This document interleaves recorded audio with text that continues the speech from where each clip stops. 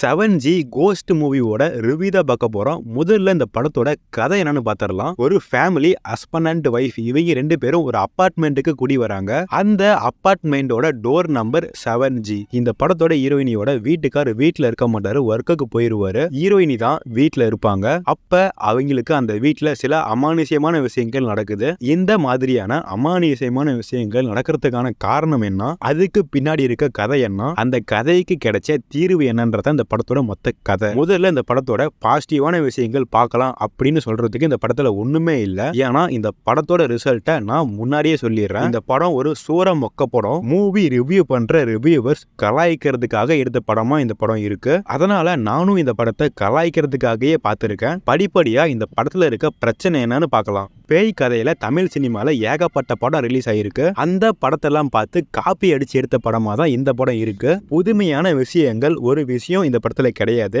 அரண்மனை, காஞ்சனா படத்துல எல்லாம் பாத்தீங்கன்னா பேய்க்கு இருக்க பிரச்சனையை தெரிஞ்சுக்கிட்டு ஒரு ஃபேமிலியா சேர்ந்து அந்த பிரச்சனையை முடிச்சு வைப்பாங்க.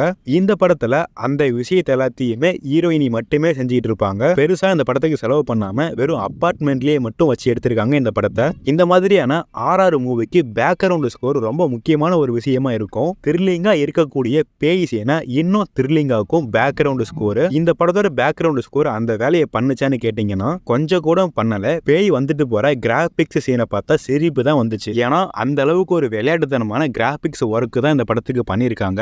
ஆக்டிங்கும் எந்த ஒரு கேரக்டருமே மைண்ட்ல நிக்கல. ஏற்கனவே வந்த பழைய கதை, கொஞ்சம் கூட இன்ட்ரெஸ்டிங் இல்லாத ஸ்கிரீன் பிளே. இந்த படத்துல வர பேய்க்கு ஒரு பெரிய பிளாஷ்பேக் இருக்கு. அந்த பிளாஷ்பேக் நாடகத்தோட மோசமா இருக்கு. அந்த அளவுக்கு ஸ்லோவா கொண்டு போயிருக்காங்க. அது இன்ட்ரெஸ்டாகவும் இல்ல. எப்படா இந்த படம் முடியும்னு தோணதான் வச்சுச்சு. மொத்தத்துல கண்டிப்பா நீங்க பார்க்கவே வேணாம்னு சொல்ற மாதிரியான ஒரு படம் தான் இந்த படம். பேய்க்கே பயம் காட்டியிருக்காங்கப்பா.